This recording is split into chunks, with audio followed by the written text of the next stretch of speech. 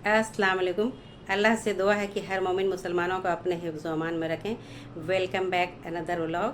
तो आज का मेरा मौजू है इमाम की ज़िम्मेदारी। तो इमाम की ज़िम्मेदारी तो सच में बहुत बड़ी ज़िम्मेदारी है उसके ऊपर में, क्योंकि इतने सारे नमाजियों के नमाज का ज़िम्मेदार इमाम होता है। तो आज का मेरा मौजू है इमाम की ज़िम्मेदारी। तो अब्दुल्ला बिन रज़ी अल्लाह अन्हु से रिवायत है कि हुज़ूर सल्लल्लाहु अलैहि वसल्लम ने फरमाया कि जो शख्स लोगों की इमामत करे उसे तक़वा अख्तियार करना ज़रूरी है, और नेक का अमाल करे और गुनाहों के कामों से बचे।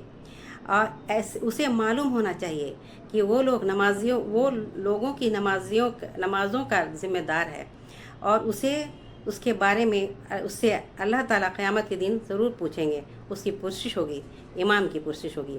तो अगर उससे बेहतरीन तरीक़ से इमामत की तो मुक़्तदियों के बराबर उसको अजर मिलेगा, और मुक़्तदियों को के अजर में कोई कमी न होगी। तो इसलिए इमाम को जो है ये इतना बड़ा अजर मिलेगा अगर अच्छे तरीक़े से नमाज़ पढ़ाया तो ये अजर मुक़्तदियों के बराबर मिलेगा इमाम साहब को। तो और जो है एक हज़रत अबू हुरैरा रज़ी अल्लाह अन्हु से रिवायत है कि नबी सल्लल्लाहु अलैहि वसल्लम ने फरमाया कि तुम में से कोई इमामत करे तो हालात का अंदाज़ा करके नमाजियों के लिहाज से नमाज़ पढ़ाए। तो जैसे कि हल्की नमाज़ पढ़ाए, और इसलिए कि तुम्हारे पीछे कमज़ोर भी होंगे और बीमार भी होंगे और बूढ़े लोग भी होंगे। तो अलबत्ता जब कोई अपनी अनफराद नमाज़ पढ़े तो जितनी लंबी नमाज़ पढ़नी चाहे वो पढ़ सकता है, लेकिन जो ऐसे हैं लोग जो उनको जो है हल्की नमाज, जब जान ले कि ऐसे बहुत सारे बीमार हैं, बूढ़े लोग हैं, तो उनको हल्की नमाज़ पढ़ानी चाहिए। तो इब्न मसूद रज़ी अल्लाह अन्हु से रिवायत है कि एक आदमी ने रसूल सल्लल्लाहु अलैहि वसल्लम के पास आके कहा कि ए रसूलुल्लाह सल्लल्लाहु अलैहि वसल्लम कि मैं जो है फ़जर की नमाज़ जो है फ़लाँ इमाम साहब के पीछे मैं नहीं पढ़ सकता, क्योंकि वो बहुत लंबी नमाज़ पढ़ते हैं और सूरह बकरा की जो है आयत शुरू कर देते हैं। तो मैं इतनी बड़ी नमाज़ उनके पीछे फ़जर की नमाज़ नहीं पढ़ सकता।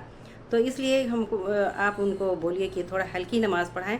तो फिर वो बहुत नाराज़ हुए हुज़ूर सल्लल्लाहु अलैहि वसल्लम।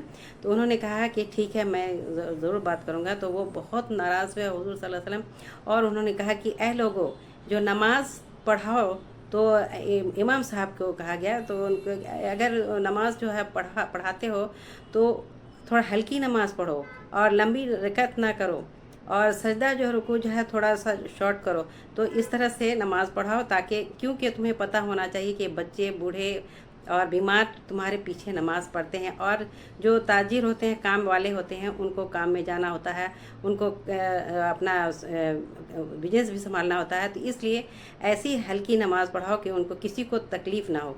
तो ये था उनका बयान।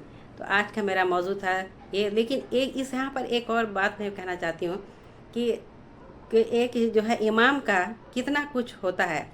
तो एक मैं किसी शादी में गई थी, तो वो उस शादी में इमाम साहब वो बोल रहे थे कि जो है इमाम का जो है हर वक्त ज़रूरत होती है। जैसे कि उनकी शादी है तो उनके निकाह के टाइम में इमाम की ज़रूरत होती है, और अगर कोई ख़त्म हो गए हैं तो उस वक्त इमाम की ज़रूरत होती है नमाज़ पढ़ाने में। और लेकिन कोई भी शादी में, जैसे कि ख़ास करके अगर निकाह नहीं पढ़ा रहे हैं वो, तो उनको बुलाते नहीं हैं। तो वो उन लोग बोल रहे थे कि इमाम साहब बोल रहे थे कि हमको ऐसे पार्टी और शादी में क्यों नहीं बुलाते जब मेरा काम नहीं होता, तो बस जब मेरा काम होता है तभी हमको बुलाते हैं। तो ये सच में बात, ये वाली बात मानने वाली है, पकड़ने वाली है कि इमाम का बहुत सारा काम होता है, तो उनको भी जो है वजह देना चाहिए, तवज्जो देना चाहिए। और ठीक है, फिर आज मैं इस मौजू को यहीं पर रखती हूँ। ठीक है, अल्लाह हाफिज़।